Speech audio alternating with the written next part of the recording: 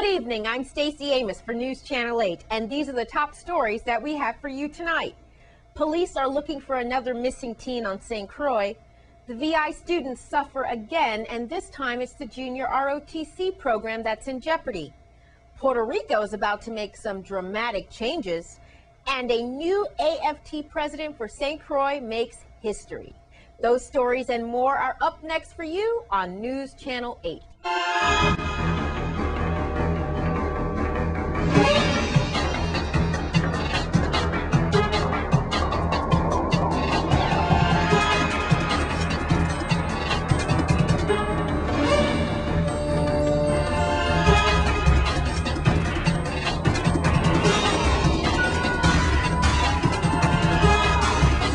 In our top story tonight, the Department of Human Services and the VIPD are looking for a 14-year-old boy who's been missing from the VI Behavioral Services Boys Group Home on St. Croix since May 4th. Tyler Eugene was reported missing to the VI police by VIBS staff on the morning of May 4th after he engaged in an altercation with staff and left the facility. Eugene is 5'5" and weighs 125 pounds. He has brown hair, eyes, and complexion. Eugene frequents the Estate Concordia West area, and at the time he went missing, he was wearing a white t-shirt, brown short pants, and black Clark shoes. The department would like to issue a warning that anyone found harboring or aiding Tyler Eugene can be arrested by the VI Police Department and face criminal prosecution. Anyone knowing the whereabouts of Tyler Eugene or has seen him is asked to please notify the Juvenile Investigation Bureau or the VIPD by calling 778-2211. That's 778-2211. In a follow-up to a story we did last week, Jose Almastica, who was wanted on domestic violence, has turned himself into police. It was yesterday morning around 9 a.m. when it happened. In other news, the 8% cutback has taken another toll on our students. It's the junior ROTC program in the VI, as over 800 students will be affected. News Channel 8's Wes Small files this report. Thank you very much, Stacey. We're in front of legislature, and it is not good news. Here with Senator Alicia Chucky Hansen. We have to make this fast because she's right in the middle of her hearings. Senator, junior ROTC for this territory. It breaks my heart. I just got off the phone with Principal St. Clair at Central High School. By the way, today, ironically, is the day that all the students have on their junior ROTC uniforms. It's Wednesday. You know, my son Jamie was a protege of junior ROTC. I know you have tears in your eyes this morning, Senator. The principal told me close to 300 students are in her junior ROTC alone at one school. What do you have to say about the fact that this territory may lose the junior ROTC program? Well, it is disappointed each and every time when I observe that as leaders, instead of us being proactive, we are reactive. The JROTC program was brought to my attention as it relates to the breach of contract, because the instructors who work with these young people recognize they don't want such a significant program to be lost. And no one was listening to them, so they came to me. I sat with them, my staff sat with them, and we then just took the word for it. We researched what they said. We looked at the contract. Then it prompted me to move to the next step to exempt them from the 8% salary cut and submit it to the legislature. I have colleagues that tried to make Colonel Charles appear like he was doing this for himself. He don't need this. You know what I'm saying? That's pittance relative to, in comparison to the loss of our young people that are shedding the blood every day on our streets throughout the territory. And as you're so correct, these young people serve us well. They work with the Veterans Affairs, with the American Legions, they're at parades, they assist them with traffic, they risk their life because some crazy people can do anything on the road. They work with the schools, they work with the churches, they work with major activities, the parades, fair, all that traffic, okay? And we always go and praise and commend them, but when it's time to stand up, where are we? We try to ignore it. Now, I received a letter last night from the Department of the Army saying clearly by the end of this school year, if this is not corrected through my proposal, they will shut down the JROTC in the United States Virgin Islands. Can we afford that? That's over 810 students active students in this program. In addition, we have the St. Croix Educational Complex on standby to start their JROTC, which will never happen. This is getting 100 students to begin with. In about a couple of years, it raises about 300, just like Central High School. This is a positive program supported by the federal government, and we are here trying to mess it up. I'm going to ask you to reveal the senators' names who voted against that junior ROTC bill. Well, you know, I have the courage to do it, but you have to use psychology on this. The psychology on it is you don't want to get them so angry that they decide to hurt the children. They won't hurt me. I'm not in the JROTC program, but it will hurt this whole community because this whole community needs the JROTC cadets. And then when you have more young people leave positive to go into the negative, it will affect all of us. Unfortunately, some officials don't recognize that it will affect all of us. As usual, it's the children and the elderly that suffer with these cutbacks.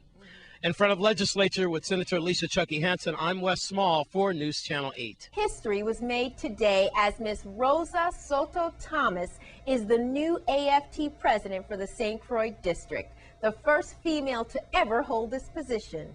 News Channel 8's Wes Small caught up with President Soto Thomas earlier today. Thank you very much. American Federation of Teacher presidency for the St. Croix district has changed hands with Miss Rosa Soto Thomas. Congratulations. You are now the new St. Croix district AFT president, with a lot going on your plate with the 8% teachers, some teachers losing their jobs, redistricting, and so forth.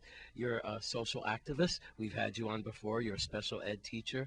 I remember our interview up at Five Corners and so forth. Well, ma'am, plate's full. Yes, it is. I am thankful that I got elected. I want to thank all the members of the St. Croix Federation of Teachers for their vote of confidence in me. And there's a lot of work to be done. I want to congratulate the other people in the election, the officers as well as support staff chair and the delegates who got elected. I'm looking forward to working with everybody. I'm extending myself. I will be extending myself to everyone because the union is not myself alone. It involves everybody working together.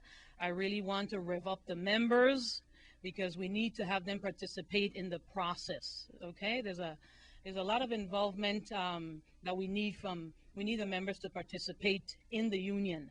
A lot of times we find that they have taken a back seat. So I really want to, solicit their participation more. And I really want to get information out to them as to what's going on within the union.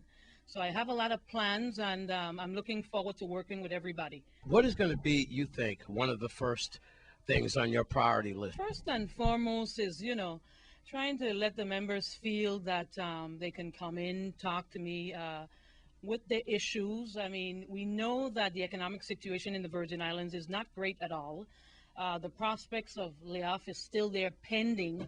I mean, every week, every month, we hear a change in numbers. So there's a lot of fear that has been instilled in our members. And we need to, start to talk with the government to see what's up with that and what will be taking place between now and the end of the year. All right. Well, I know your family is very proud of you. I know some of your students and your fellow teachers are proud of you. And then I know a lot of you are saying, po you maybe. You're going to have a lot to do. No, it's the truth because I'm really making history being the first woman elected. Oh. As the president of the St. Croix Federation of Teachers. We've had 3 men serve prior to my election yesterday. I mean, it's unofficial, of course. Yeah. But step up for the women then. That's right, and that was the theme of my campaign, Women of Action. Yes, ma'am. And my colleagues worked very hard with me. We welcome Rosa Soto Thomas. Congratulations, the first female president of American Federation of Teachers, St. Croix District. In La Grande Princess at her office at Special Ed, I'm Wes Small for News Channel 8. All of us, along with Wes, as he mentioned in the story, congratulate the new president on her position and wish her well. Now, the Good Hope School continues to set the bar high, and today, students were lucky enough to video chat with an acclaimed actor, namely Alan Alda. Good things are happening at Good Hope School once again, here with Headmistress Principal Sadano. And this is excellent as we're in front of the computer lab. Alan Alda and this campaign, What is a Flame? Oxidation? It's something else, and we got chosen. We did. Good Hope School, Miss, what's her name, the teacher? Miss Tori Bauer. Miss Bauer's class headmistress made it out of, what, I don't know, 300 schools or whatever. Congratulations to you and your students. Well, thank you. This, again, continues to demonstrate how we have dedicated faculty and outstanding students. And so what took place is Alan Alda put this competition out there because when he was 11, you know, he asked, what is a flame? And he didn't like how his teacher explained it, just oxidation. Right. So he's been thinking about this, and so he put this competition out there, and we are one of 10 schools from Canada, Belgium, Denmark, you know, United States, obviously, the Virgin Islands. I have hundreds. Yes. San Francisco. So here they are for about 45 minutes having this international interview assembly via computer with all of these schools and having this celebration. Germany, all over the world. That's right. So the kids are in there. They're totally excited, as they rightfully should be, because they're such an enthusiastic, intelligent group.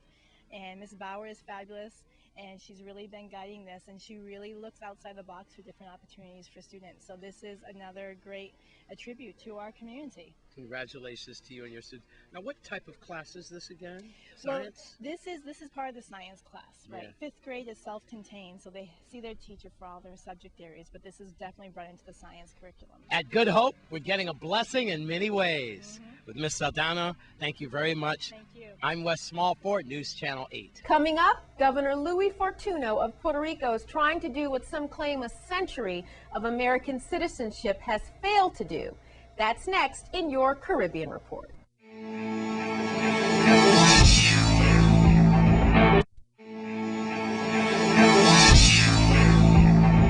Now here's your Caribbean Report.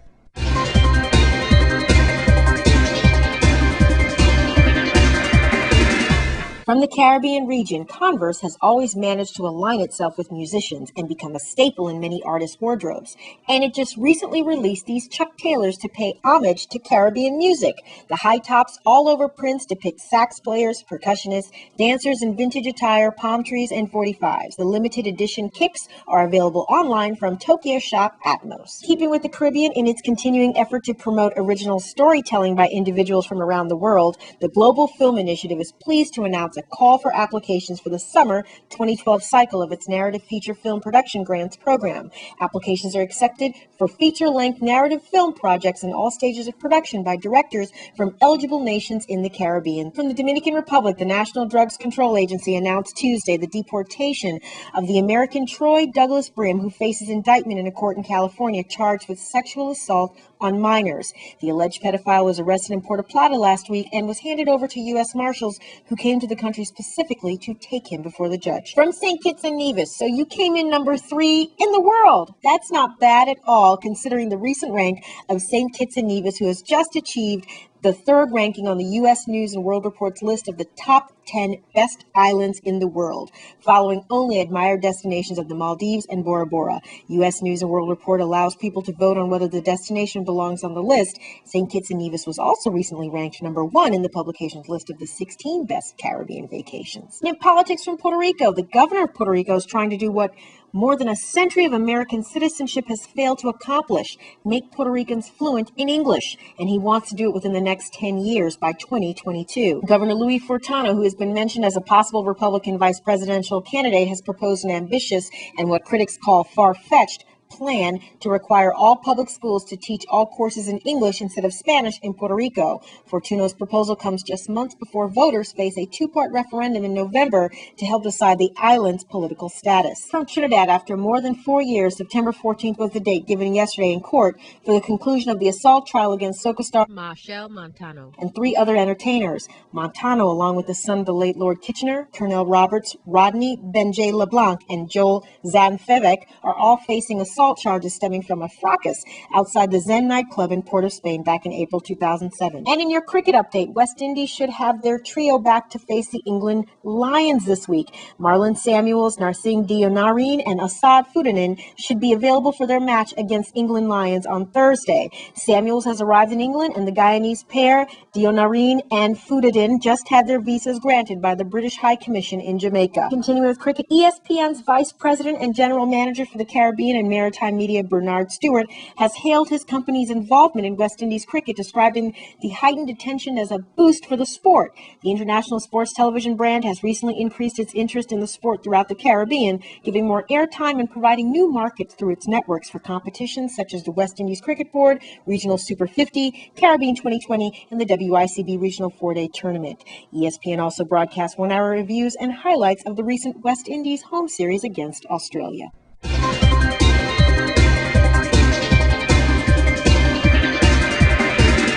Please be sure to check our Facebook page for all full stories on details reported in the Caribbean Report.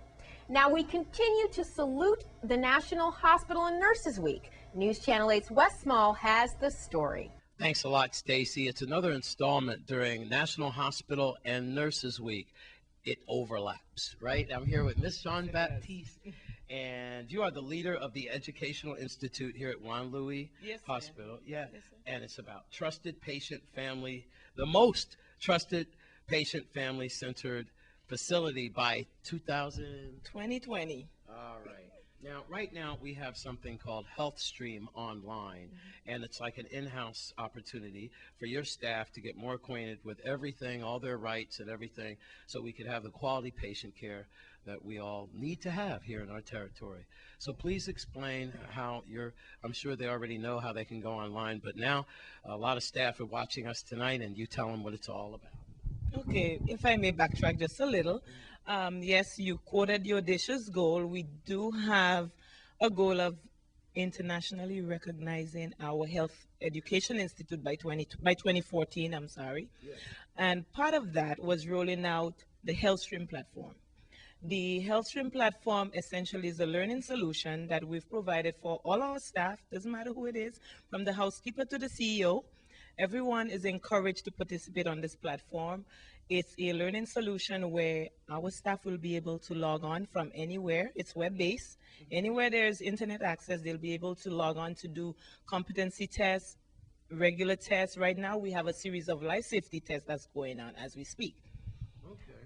And what about for advancement opportunities in education so that you could upgrade LPN, RN, or working in the labs or X-ray, what have you? Okay. We would have to do some of that through our competency center, which will roll out in a few weeks. Basically, our RNs would be able to do tests that they would normally have to go abroad to seek the continuing education credits for. They'll be able to do it right here online. And we have Miss Barnaby on. I've had you on a couple of times already. So yes, what is your position again here? I'm an administrator for HealthStream, the Education Institute at Juan Louis Hospital. We have rolled out HealthStream to the whole entire staff. That consists of what Ms. Jean-Baptiste said, that they will be able to log on and do courses that we automatically have them come to the classroom. So the staff is very happy.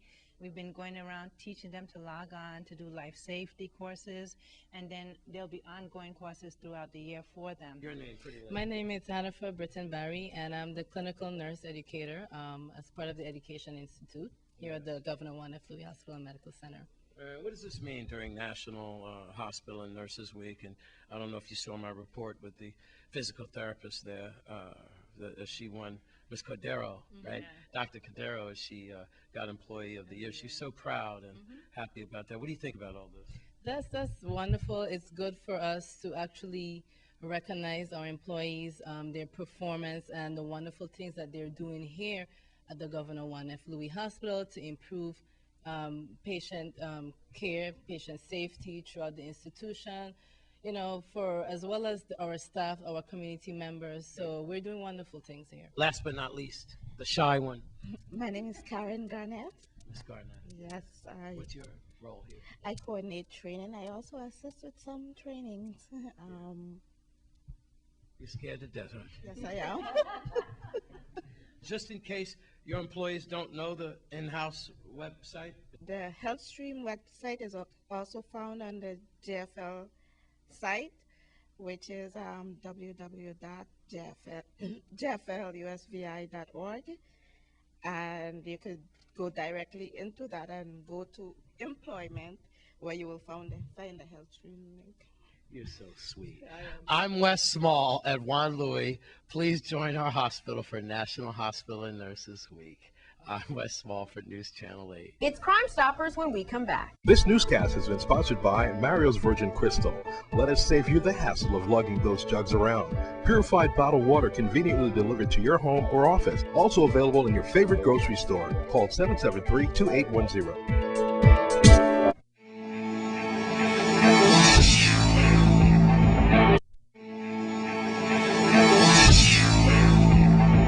It's Wednesday, which means it's your weekly Crime Stoppers report. This is Judy Buckley with your weekly Crime Stoppers report. Law enforcement needs your help to solve the following crimes. If you know something, say something, as they cannot control crime without your help. Even the smallest bit of information may be just what they need to solve these cases. Now on St. Croix, we're right here at the site of Public Works in Anna's Hope, where employees of the Public Works Department discovered on Wednesday, May 2nd, that about 200 aluminum traffic control signs had been stolen from the property. Now each sign cost about $400, so that means their total loss is over $80,000. Folks, that's our taxpayers' money. Help law enforcement identify who may have stolen these signs and who may have bought them for scrap metal. And on St. John, on Thursday, February 2nd, two people were parked outside of Mongoose Junction in Cruz Bay when a man asked them for a ride. Now, they agreed to give him a ride, and when they were in the vicinity of the EC service station, the man robbed them of all of their personal belongings. Now, he had some type of fork-looking weapon that he used to threaten them. And then he got out of the vehicle and ran toward the Methodist church. And on St. Thomas, on Saturday, April 28th at 7:50 a.m., a man was walking on the waterfront area of the Coast Guard dock when 6 Hispanic males approached him. One of them in Spanish looked at him and said, "What happened?" And then they pointed a gun at him and they fired shots several times. Now he was injured and had to go to the hospital for treatment. After they shot at him, a few of them got into a boat and drove off, and the rest of them fled on foot. If you have any information about who may have done this to this victim, please call Crime Stoppers and let us know. You can submit information on these or any other crimes by logging onto our website, which is right there on your screen at crimestoppersusvi.org. You can always call 1-800-222-TIPS, which is 8477. Your tips are completely anonymous, and our stateside operators speak several languages. If your information leads to an arrest or the recovery of stolen property or illegal drugs or weapons, we will pay you a cash reward. Our minimum reward for the arrest of an armed robber is $900, and for the arrest of a burglary suspect, it is $714 plus 10% of the value of all of the property recovered. Our maximum reward is $2,500. This has been Judy Buckley with your weekly Crime Stoppers Week.